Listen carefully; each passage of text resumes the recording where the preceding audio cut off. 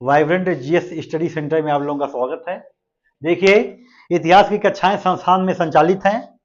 उस क्रम में आज हम लोग भारत पे विदेशी आक्रमण का अध्ययन करेंगे। जैसा कि पिछली क्लास में नंद वंश के बारे में अध्ययन हुआ, उससे पहले शिशु नाग वंश के बारे में अध्ययन हुआ, 16 महाजनपदों का उत्कर्ष, 16 महाजनपदों में मगध राज्य कैसे सारे महाजनपदों को आपस में विलीन करता है, एक बड़े राज्य के रूप में 6 सेंचुरी बीसी के आसपास वो आता है। उसी में देखिए 6 सेंचुरी बीसी से लेके 600 ईसा पूर्व से लेके 400 ईसा पूर्व के बीच की महत्वपूर्ण एक राजनीतिक घटना है भारत पे विदेशी आक्रमण। यह आक्रमण क्यों हुआ, इसके पीछे क्या क्या कारण थे, हम लोग सबका अध्ययन करेंगे। देखिए, आक्रमण जो होता है वह दो विदेशी शक्तियां आक्रमण करती हैं। एक तरफ ईरानी आक्रमण होता है, उसके बाद यूनानी आक्रमण होता है। परीक्षा में प्रश्न पूछा जाएगा कि भारत पे सबसे पहले आक्रमणकारी कौन थे। यूनानी मत मारिएगा, विकल्प में रहेगा तो ईरानी मारिएगा। यदि ईरानी विकल्प में नहीं है तो इनमें से कोई नहीं मार दीजिएगा। भारत पे सबसे पहला जो विदेशी आक्रमणकारी हैं वह और कोई नहीं है, वह हैं ईरानी। इसी के साथ साथ देखिए क्यों आक्रमण होता है। देखिए, यह जो समय है 600 ईसा पूर्व से लेकर 400 ईसा पूर्व तक का समय राजनीतिक रूप से महत्वपूर्ण है, क्योंकि मध्य भारत में जहां मगध है अपना राजनीतिक विस्तार कर रहा था, वहीं दूसरी तरफ पश्चिमोत्तर जो भारत था जैसे कंबोज, गांधार, मद्र, छोटे छोटे यह भागों में विभाजित था। यह संपन्न तो थे लेकिन आपस में संघर्षरत थे, समृद्ध थे, संघर्षरत थे। इसी का फायदा विदेशी शक्तियों ने उठाया। यह जो इनके अंदर राजनीतिक विकेंद्रीकरण था, इससे प्रभावित होकर ये लोग भारत पे आक्रमण करने के लिए अग्रसर हुए। इनको प्रेरणा मिली, भारत में चलते हैं क्योंकि कोई बड़ी राजनीतिक शक्ति नहीं है, इसलिए यहां पर आक्रमण करेंगे, यहां के भागों को कब्जे में लेंगे और यहां से धन इत्यादि हमको कर के रूप में अत्यधिक मात्रा में मिलेगा। तो उसी क्रम में हम देखते हैं 600 से लेके 400 ईसा पूर्व का जो समय है भारत में, वह विदेशी आक्रमण का प्रथम चरण है। क्योंकि देखिए, आक्रमण जो होता है पश्चिमोत्तर भाग में होता है। पश्चिमोत्तर भाग राजनीतिक रूप से विकेंद्रीकृत था, कोई राजनीतिक एकता नहीं थी, राजनीतिक केंद्रीकरण का सिद्धांत नहीं था और पश्चिमोत्तर भारत छोटे छोटे राज्यों में विभक्त था। देखिए, यदि आप संगमरमर के महल में रहते हैं और जब तक आप शक्तिशाली हैं तब तक कोई समस्या नहीं है, कोई आंख नहीं उठाएगा। जिस दिन आप कमजोर हुए उस दिन आपके बगल में जो झोपड़ी में रहता है वो आपके घर में कूदेगा। तो यही स्थिति भारत के साथ होती है। भारत जब जब राजनीतिक रूप से कमजोर होता है, देखिए 600 ईसा पूर्व से 400 ईसा पूर्व का समय, पश्चिमोत्तर भारत कमजोर होगा, पश्चिमोत्तर भारत में राजनीतिक विकेंद्रीकरण होगा, राजनीतिक विकेंद्रीकरण होगा तो भारतीय विदेशी आक्रमण होंगे। विदेशी आक्रमण ईरानियों के रूप में होंगे, यूनानियों के रूप में होंगे। अब मौर्य काल के बाद देखिए, मौर्योत्तर काल में फिर भारत अशोक के बाद मौर्य वंश जब अपने पतनावस्था की तरफ अग्रसर होगा, भारत में जब मौर्योत्तर राज्य की स्थापना होगी, शुंग आएंगे, कण्व आएंगे, सातवाहन आएंगे, उस दौर में भी भारत में विदेशी आक्रमणकारियों की श्रृंखला शुरू होगी। कभी हिंदू यवन आएंगे, कभी पहलव आएंगे, कभी कुषाण आएंगे, कभी शक आएंगे, कभी हूण आएंगे। गुप्त काल के बाद गुप्त काल में हूणों का आक्रमण शुरू हो जाएगा। वही स्थिति आप देखिए, फिर सिंध पे अरबों का आक्रमण होगा। फिर पूर्व मध्यकाल में, जिसको आप राजपूत काल कहते हैं, जब भारत फिर गुर्जर प्रतिहारों के बाद जब भारत छोटे छोटे, जो भारत का उत्तर भारत है, छोटे छोटे राजपूत राज्यों में जब विभाजित होगा, तो आप देखेंगे उस दरमियान भी भारत पे तुर्कों का आक्रमण प्रारंभ होगा, महमूद गजनवी के रूप में, मोहम्मद गोरी के रूप में। दिल्ली सल्तनत में आप जाएंगे, एक अस्थायित्व आएगा, लेकिन जैसे तुगलक वंश थोड़ा कमजोर होगा, तैमूर लंग का आक्रमण हो जाएगा। उसी के बाद आप देखेंगे नादिर शाह का आक्रमण हो जाएगा, अहमद शाह अब्दाली का आक्रमण हो जाएगा। और मुगल काल जब अपने पतन की अवस्था में होता है, उसके जब औरंगजेब के जब उत्तराधिकारी कमजोर होते हैं, आप देखते हैं battle of Plassey, battle of Buxar के द्वारा भारत पे ईस्ट इंडिया कंपनी की शासन स्थापित हो जाता है। तो जब जब आप कमजोर हैं, आप अपने संगमरमर के मकान में रहिए, शीशे के मकान में रहिए, लेकिन अपने आप को मजबूत यदि नहीं बनाएंगे तो झोपड़ी वाला आपके मकान में कूदेगा। आप पूरा इतिहास उठा के 600 ईसा पूर्व से लेके आप पूरा आधुनिक भारत तक देखिए, ये घटनाएं घटी हैं। दूसरी बात देखिए, पश्चिमोत्तर भारत छोटे छोटे भागों में विभक्त था। ईरानियों और यूनानी भारत पे आक्रमण करते हैं। सबसे पहले जो आक्रमणकारी हैं वह कौन है? ईरानी हैं। इन्हीं को हखामनी वंश भी कहते हैं। और जो सबसे पहला आक्रमणकारी है कौन है? साइरस सेकंड है। साइरस सेकंड भारत पे आक्रमण करता है।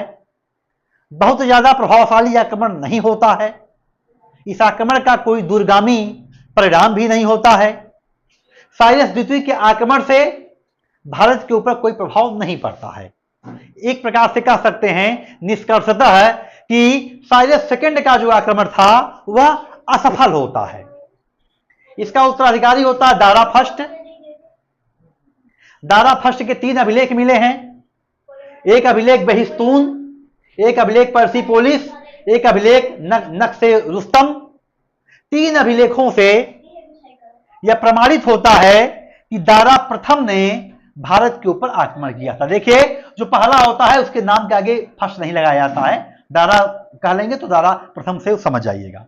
तो देखिए, दारा के 3 अभिलेख मिलते हैं। पर्सिपोलिस और नक्शे रुस्तम अभिलेख से इस बात की पुष्टि होती है कि सिंध व पंजाब के कुछ जो भाग था वह दारा के कब्जे में था। सिंध व पंजाब के विजय की जो पुष्टि होती है वह दारा के नक्शे रुस्तम और पर्सिपोलिस अभिलेख से होती है। अभिलेखी साक्ष्य तो है। विदेशी एक यात्री हैं हेरोडोटस, जिन्हें इतिहास का पिता भी कहा जाता है, हिस्टोरिका इनकी पुस्तक है। वह कहते हैं, यही हेरोडोटस ही कहे थे कि मिस्र को नील नदी का वरदान। क्वेश्चन पूछा जाता है परीक्षा में। हेरोडोटस भी कहते हैं कि भारत को हिंदू नाम से, ईरानी भारत को हिंदू के नाम से संबोधित करते थे।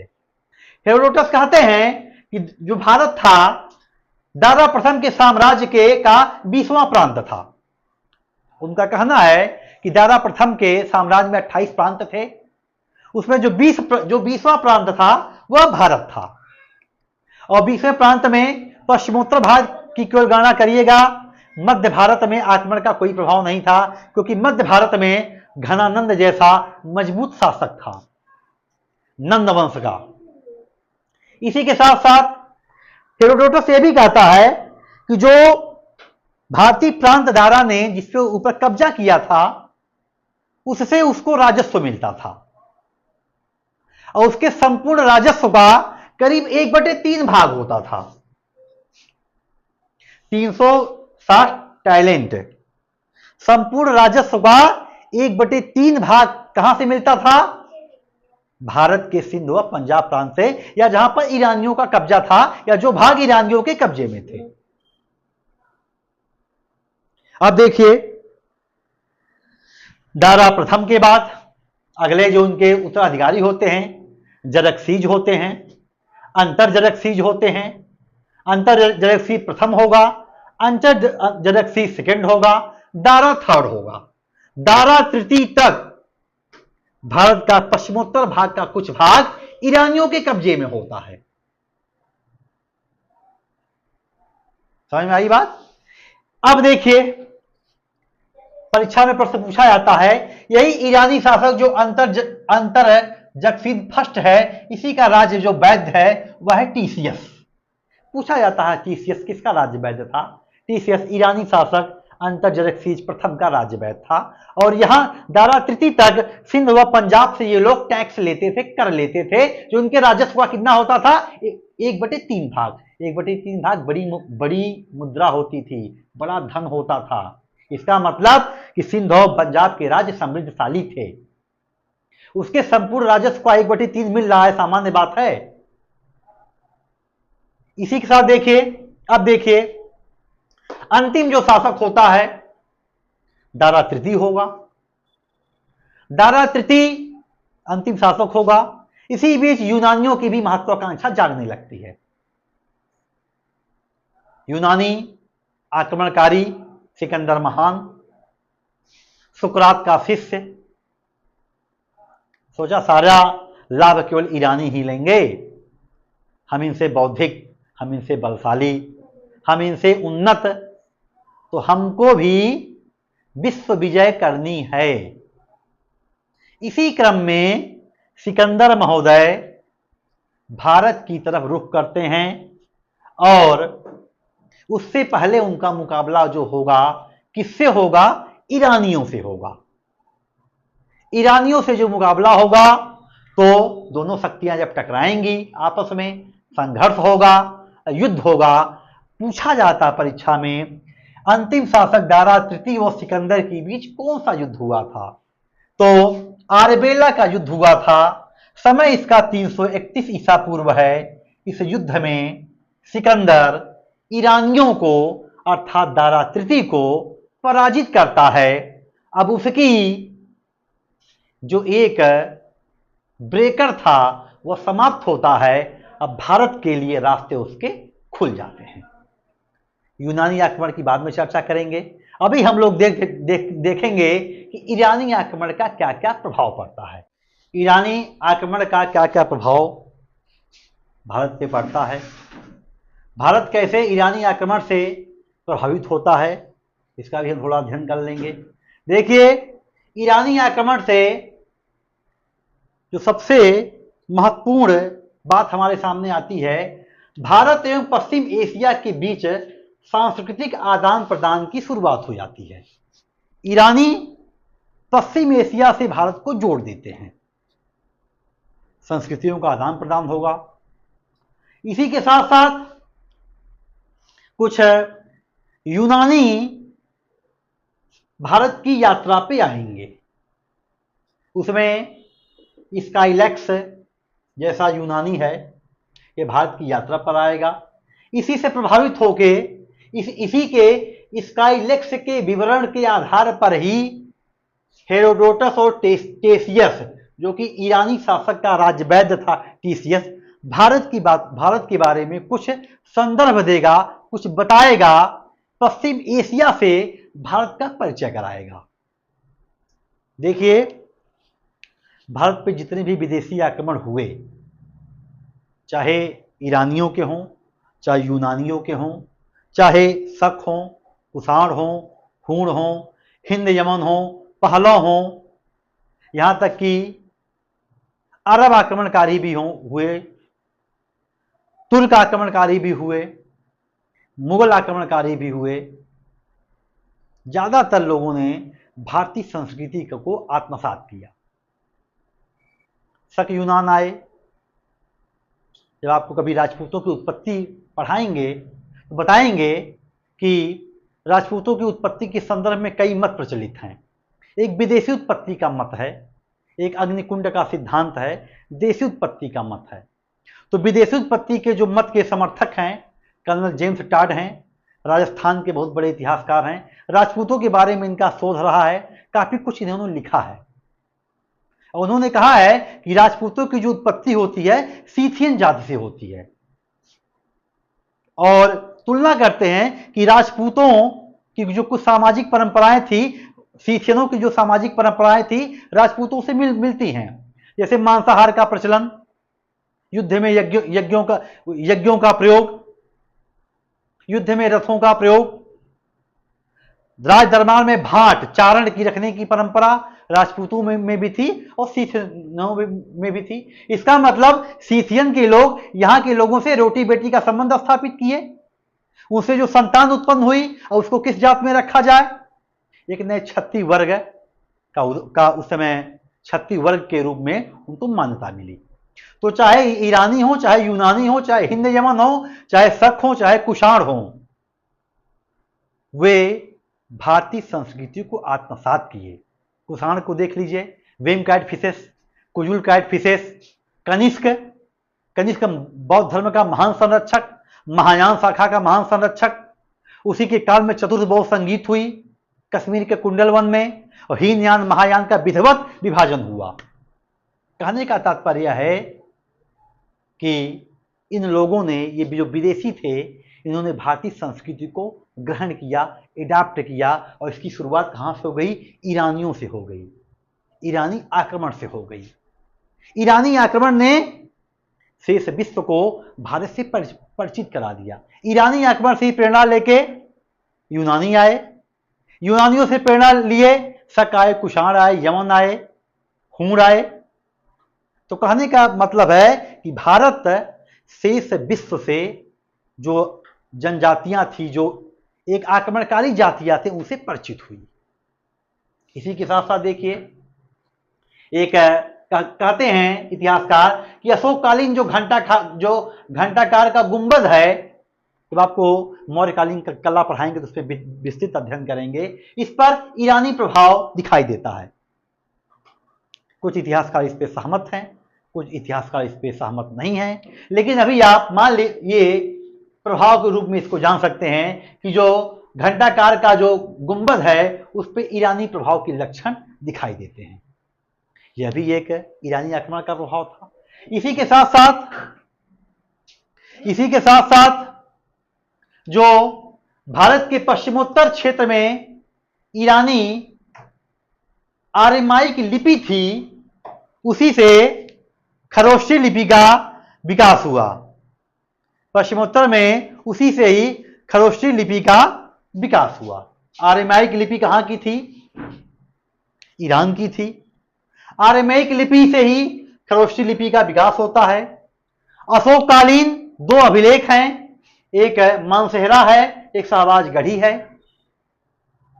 इसमें खरोष्टी लिपि दिखाई देती है, खरोष्टी लिपि का प्रयोग हुआ है। खरोष्टी लिपि यह दाएं से बाईं ओर लिखी जाती थी, अरबी की तरह दाएं से बाएं ओर लिखने का प्रचलन था। तो खरोष्टी लिपि का जो विकास हुआ है वह ईरान के आर्यमेइक लिपि से हुआ है। तो हम यह भी देख सकते हैं कि लिपि के ऊपर भी ईरानी प्रभाव दिखाई पड़ता है। इसी के साथ साथ ईरानियों ने चांदी का सिगलोई और सोने का डेरिक नामक सिक्का भारत में प्रचलित किया। ईरानियों ने दो प्रकार के सिक्कों का प्रचलन किया। चांदी का सिगलोई है और सोने का डेरिक है। सिगलोई ज्यादा प्रचलित था, डेरिक कम मिलता है, कम साक्ष्य मिलते हैं। तो ईरानियों ने भारत में एक प्रकार से सिक्कों का प्रचलन की शुरुआत की।